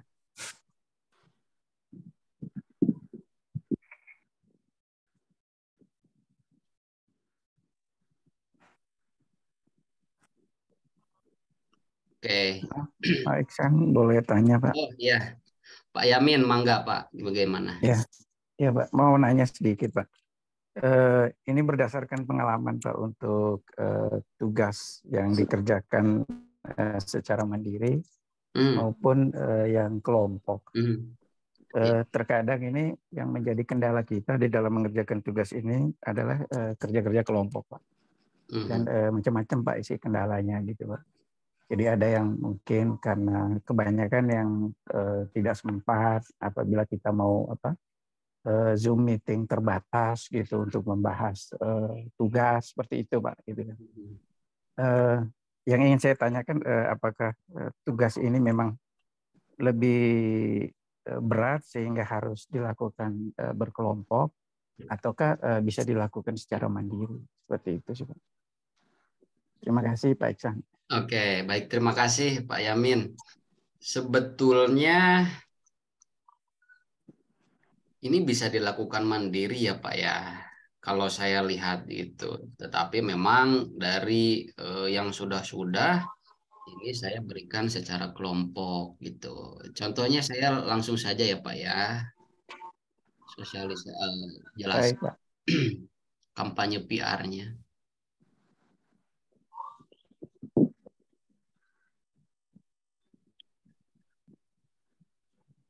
Atau begini saja Pak Yamin, saya berikan kebebasan untuk setiap kelompok menentukan anggotanya masing-masing. Gitu. Nanti ditentukan mana saja, siapa-siapa saja ya, orang yang memang itu bisa diajak kerjasama dengan baik, begitu Pak. Jadi kan memang ranahnya S1 itu karena ini sifatnya heterogen sekali gitu ya mahasiswanya di sini, tentu yang harus dibangun itu, yang harus dilatih itu adalah teamwork-nya gitu ya, kerja kelompoknya. Untuk Bapak dan yang lain itu sudah menjadi hal yang biasa mungkin, tapi kan di sini ada seperti Clarencia kalau saya lihat ya, fresh Ya, graduate. Jadi ada usulan tadi saya baca, ada Mas Naufal, ada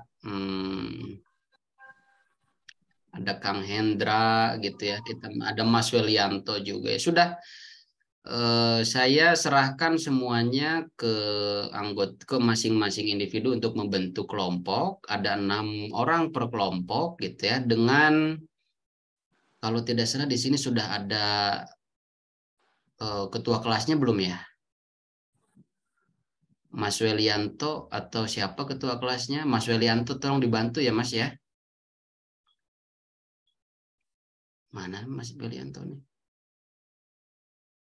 Ini nih. Mas Welianto sebagai koordinator kelas nanti tolong di-share ya nama-nama kelompok. Otomatis ini ada 60 ya, mungkin ada yang tidak aktif juga gitu ya. Nanti antara 5 sampai 6, maksimal 6 lah. 5 sampai 6 anggota per kelompoknya. Nanti ditulis di grup, entah itu caranya bagaimana saya serahkan ke teman-teman saja. Oke, saya langsung jelaskan saja. Teman-teman di sini saya minta untuk membuat kampanye cyber PR secara sederhana ya dalam bentuk proposal. Jadi teman-teman buat kelompok terdiri dari 6 orang. Setiap kelompok menentukan satu perusahaan. Jadi menentukan perusahaan yang sudah ada, baik itu nasional atau internasional, yang akan dikaji atau dianalisis. Yang ketiga, setelah menentukan satu perusahaan, setiap kelompok merancang proposal kampanye cyber public relation dengan memilih salah satu topik di antaranya. Silahkan dipilih di antara 3 topik. Apakah marketing public relation, ataukah manajemen isu perusahaan, atau corporate social responsibility CSR. Boleh. Karena kalau berbicara tentang cyber PR, tadi saya sampaikan itu adalah tools pelengkap saja gitu ya, di dalam melakukan fungsi dan peran PR. Nah, template proposal kampanye cyber PR-nya sudah terlampir. Proposal minimal terdapat 12 halaman. Desain proposal semenarik mungkin, boleh ya, nanti desainnya seperti apa. Proposal ditulis dalam Microsoft Word Times New Roman 14 ya, dan disubmit ke dalam LMS dalam format PDF, dan semua anggota kelompok, semua anggota ya, bukan perwakilan, submit proposal paling lambat Minggu 19 Februari. Jadi masih sangat panjang sekali. Pukul 23.59 saja ya. 59. Bagi yang tidak submit ke LMS, nilai otomatis 0. Nah, ini template-nya. Ini yang tulisan hitam, proposal kampanye cyber public relation itu semuanya sama, tetapi di sini yang harus ditentukan apakah teman-teman atau kelompok teman-teman itu akan mengkaji marketing public relation PT apa? Atau misalkan manajemen isu perusahaan PT apa gitu ya, atau misalkan corporate social responsibility PT apa, perusahaan apa. Silakan ditentukan. Ada 3 topiknya tadi. Ada marketing public relation, ada manajemen isu perusahaan, ada corporate social responsibility. Ditentukan saja. Ditulis nama anggota, program studi, universitas. Nah, ini yang saya minta. Teman-teman membuat latar belakang. Latar belakangnya minimal 5 paragraf. Ya. Jelaskan dan uraikan latar belakang masalah dalam suatu perusahaan yang akan dikaji atau dianalisis. Latar belakang memuat temuan-temuan atau fakta-fakta masalah yang diuraikan dengan rinci. Serta tentukan fokus kajian ke dalam salah satu topik. Tadi di atas ya, ataukah marketing PR, manajemen isu, CSR, tulis latar belakang minimal 5 paragraf. Jadi begini, Pak Yamin misalkan melihat perusahaan Honda lah, itu Honda. Apa sih yang menjadi masalah gitu? Ada apa sih yang menjadi masalah? Misalkan ada gap masalahnya. Penjualan tahun A, B, C dari beberapa tahun berturut-turut penjualannya itu menurun gitu ya, menurun. Nah, itu kan ada masalah tuh. Ada datanya, ada grafiknya. Oh, Pak Yamin tertarik marketing PR-nya aja deh kita bahas gitu. Atau di dalam Honda itu tadi bukan marketingnya, ada isu. Wah, katanya spare part-nya nih palsu nih kalau penjualan gini ada komplain. Nah, itu dilihat, silahkan topiknya manajemen isu. Atau Honda itu setiap tahunnya memiliki program rutin CSR. Misalkan Honda Berbagi atau Honda One Heart gitu, apapun lah itu nama CSR-nya. Silahkan diuraikan gitu ya. Pengantarnya latar belakangnya 5 paragraf. Setelah itu lakukan analisis dari perusahaan yang ditentukan, kekuatan, kelemahan, kesempatan, dan ancamannya. Serta di luar tabel ini berikan kesimpulan minimal 1 paragraf dari tabulasi analisis SWOT ini. Berikan kesimpulannya. Lalu bagian ketiga, kalau tadi latar belakang 1, kedua SWOT analisis, ketiga objektif. Objektif itu adalah tujuan, sasaran daripada perumusan proposal ini. Kampanye CPR. Tuliskan poin-poin sasaran tujuan yang diharapkan atau dicapai. Contoh, kalau Pak Yamin memilih topik marketing PR, maka objektifnya ini hanya contoh saja. Menciptakan brand awareness, meningkatkan loyalitas, menambah kerjasama, dan lain-lain. Kalau topik yang dipilihnya manajemen isu, misalkan objektifnya, tujuannya mengklarifikasi isu negatif perusahaan dalam bentuk hoax.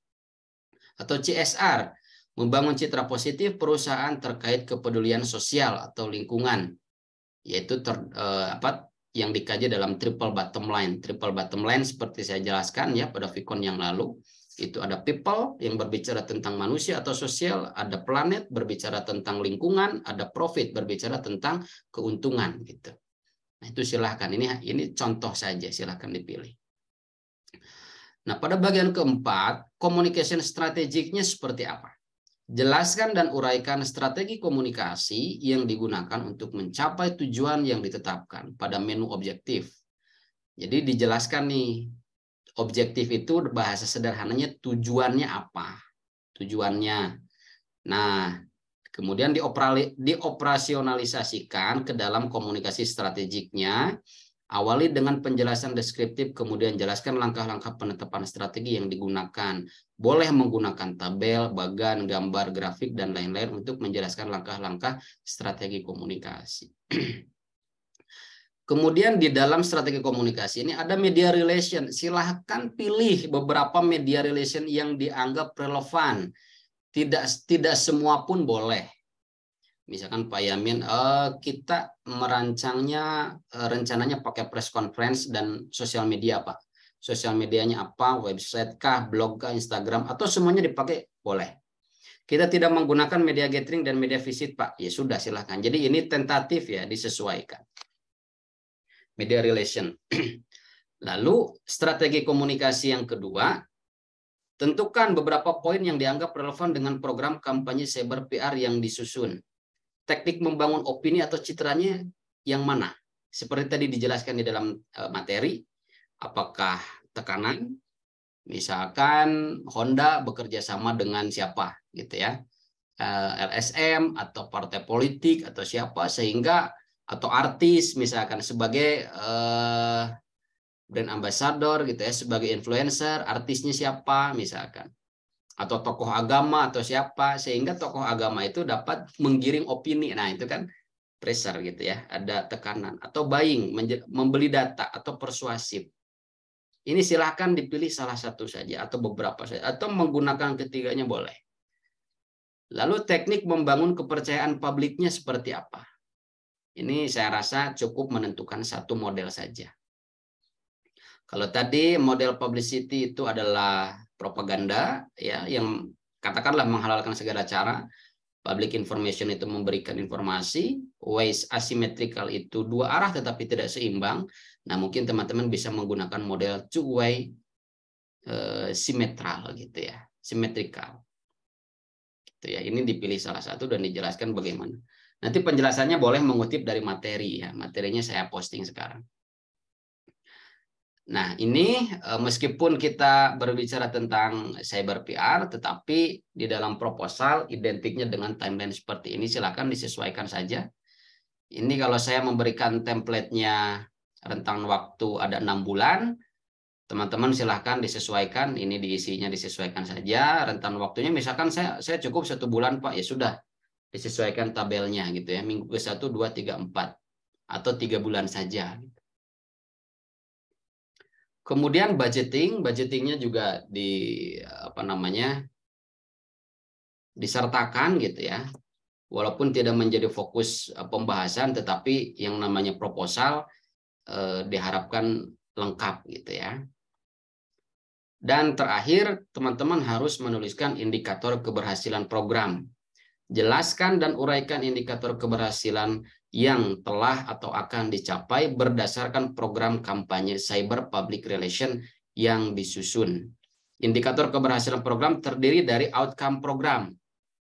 Jelaskan pencapaian dari terlaksananya program. Jadi ini hasil dari programnya saja. Kalau output program, ini nggak ada offline ya, online semuanya karena cyber. Jelaskan luaran dari terlaksananya program. Ya, luaran itu berarti hasilnya apa? Mendapatkan apresiasi misalkan dari pemerintah gitu ya, mendapatkan dukungan dan apresiasi dari masyarakat gitu ya. Kalau outcome program jelaskan pencapaian dari terlaksananya outcome program berarti meningkatnya kerjasama begitu ya, meningkatnya konsumen gitu. Kalau ini luarannya, ini harus digarisbawahi luarannya. Nah, input program jelaskan hasil program bagi perbaikan produk itu keseluruhan, bagi perbaikan perusahaan. Ini produk atau jasa kalau di dalam konteks marketing PR, ini bagi perbaikan perusahaan. Intinya rekan-rekan semua, yang saya jelaskan tadi adalah rekan-rekan itu menentukan satu perusahaan baik nasional maupun internasional, lalu dipilih 3 topik, apakah marketing, public relation, atau manajemen isu perusahaan, atau corporate social responsibility. Nah, ketika sudah dipilih topik-topik itu tadi, adalah yang harus dilakukan adalah menyusun kampanye cyber PR yang memang belum dilakukan. Jadi jangan hanya memindahkan dari konsep yang sudah ada. Gitu ya. Jadi misalkan Honda punya nih kampanye atau program CSR.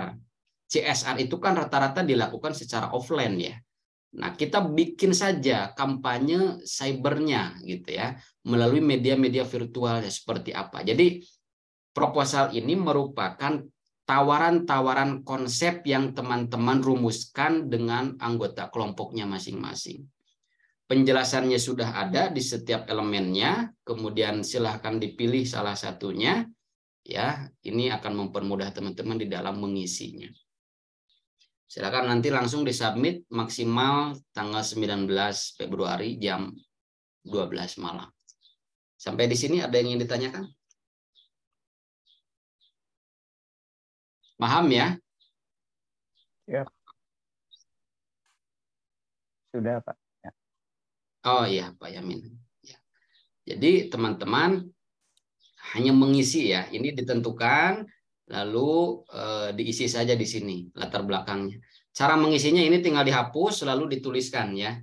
Jadi template-nya jangan dirubah ya, formatnya jangan dirubah, bikin seperti ini. Dimodifikasi boleh, bikin tabel, bikin grafik, bikin apapun itu di dalam tabel ini juga boleh ya. Ini template-nya seperti ini. Oke, kalau tidak ada yang ditanyakan, silahkan langsung membuat kelompok. Totalnya ada 10 kelompok ya, karena ada 60 orang, maksimal 6 orang. Tolong nanti Mas Welianto memberikan update informasi ya Kelompok 1 siapa saja, 2 siapa saja, 3 siapa saja, sampai nanti kelompok 10 gitu. Jadi teman-teman kurang lebih mengerjakannya di 2 minggu lebih lah ya dari sekarang. Itu ya, bisa dipahami ya teman-teman ya untuk menyusun proyek Cyber PR. Ya, Pak Iksan. Ya, kalau tidak ada pertanyaan, mungkin Bapak Ibu rekan-rekan semuanya, ini perkuliahan kita terakhir ya di pekan ke-15. Tentunya ada banyak sekali kekurangan dan ketidakmaksimalan saya di dalam membersamai rekan-rekan semua. Tapi saya sudah usahakan inti semua materi itu ada di dalam materi ke-15 ya. Adapun materi-materi yang saya post yang disusun oleh Pak Anggoro itu sifatnya teknis gitu ya. Seperti bagaimana menggunakan atau membuat menyusun SEO ya. Untuk mengoptimalisasikan proses pencarian kata kunci gitu ya. Ada blog, ada yang lain sebagainya. Tetapi kalau dilihat dari segi teoritis gitu ya, di pertemuan ke-15 ada sekitar 28 slide itu sudah mencakup materi 1 semester ini gitu ya. Bagaimana kita melihat fenomena di dalam ruang cyber, kemudian juga bagaimana terbentuknya opini melalui praktik-praktik post-truth gitu ya. Ada juga pembentukan citra sampai pada pembentukan kepercayaan publik. Jadi sebetulnya istilah cyber PR ini sudah tidak asing karena di awal kita sudah mengenal corporate communication gitu ya. Hanya saja ada tambahan cybernya, tools pelengkap di dalam menjalankan fungsi dan peran cyber PR. Baik Bapak Ibu rekan-rekan semuanya, untuk menutup kuliah kita di mata kuliah cyber PR, saya izin memohon maaf atas tidak maksimalan ya atau kesalahan mungkin di dalam menjelaskan materi membersamai rekan-rekan semua. Mudah-mudahan intisari ya tentang cyber PR ini dapat dipahami gitu, bahwa sekarang apapun itu perseorangan, UMKM, perusahaan besar nasional maupun internasional sudah tidak bisa lagi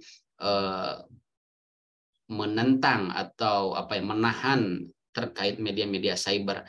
Jadilah kita sebagai kelompok utopian ya, sebagai kelompok yang dapat menerima keterbaruan teknologi media baru gitu ya, dan itu dapat kita manfaatkan, dan jangan terjebak pada kelompok distopian, orang yang menentang, yang menolak adanya adanya keterbaruan teknologi ya, dan tidak ingin memanfaatkan teknologi itu tadi gitu. Oke, sebelum saya tutup saya ingin presensi dulu ya. Presensi untuk Vicon.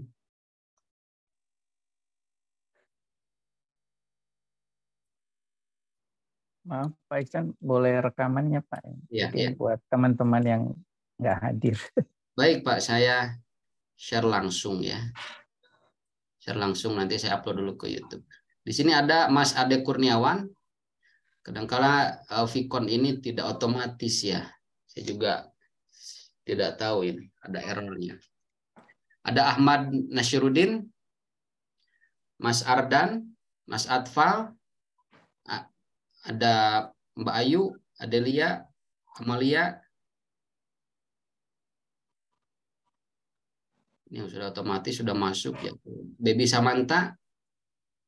Ada, Pak.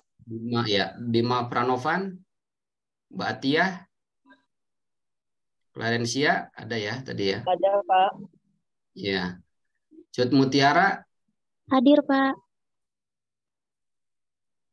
Orang Aceh ya? Iya, Pak. Eka Arsyad ada ya tadi ya.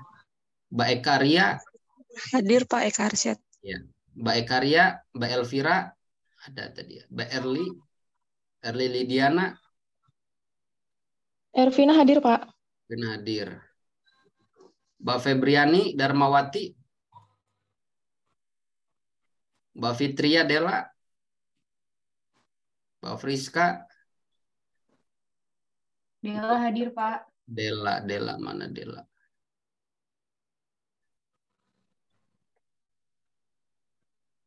Oh ada ya, sudah ada ya. Sandra sudah ada. Mas Jufri. Jessica Giovanni. Ada tadi Pak, mungkin lagi ada kerjaan mungkin. Muhammad Naufal ada, Pak Yamin ada, Pak Mustika ada ya. Mas Andi, Mbak Mika. Siap hadir, Pak. Ya. Mbak Korifa, Krisna Ditya, Margareta, Natalia Safitri ada ya, Mbak Natalia. Oktaviani. Ada Pak. Kok nggak hadir di situ? Siapa? Mbak Natalia sudah ada. Oktaviani. Hadir Pak, hadir Pak. Oktaviani hadir. Iya Pak. Rahel Vivaldi, Raud Lotudina, Salsa Maurin, nggak ada. Siti Aisyah, Siti Khairiyah. Hadir, Pak. Hadir, Pak. Yang mana Siti Khairiyah ya? Iya, saya, Pak. Sutrisno, Pak Sutrisno, Mas Suwito, Mas Syeful Bahri, Tasya Adinda, Yara Mustafa, Yosinta,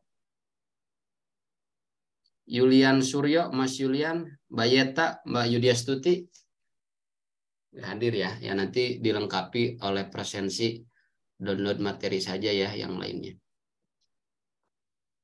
Oke Bapak Ibu, ini karena juga mendekati waktu Jumatan.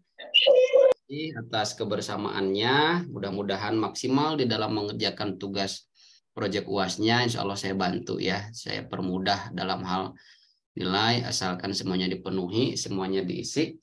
Terima kasih, mudah-mudahan kita bertemu lagi dalam kondisi yang terbaik, lancar selalu dalam setiap aktivitasnya. Saya tutup perkuliahan 1 semester ini. Terima kasih semuanya. Assalamualaikum warahmatullahi wabarakatuh.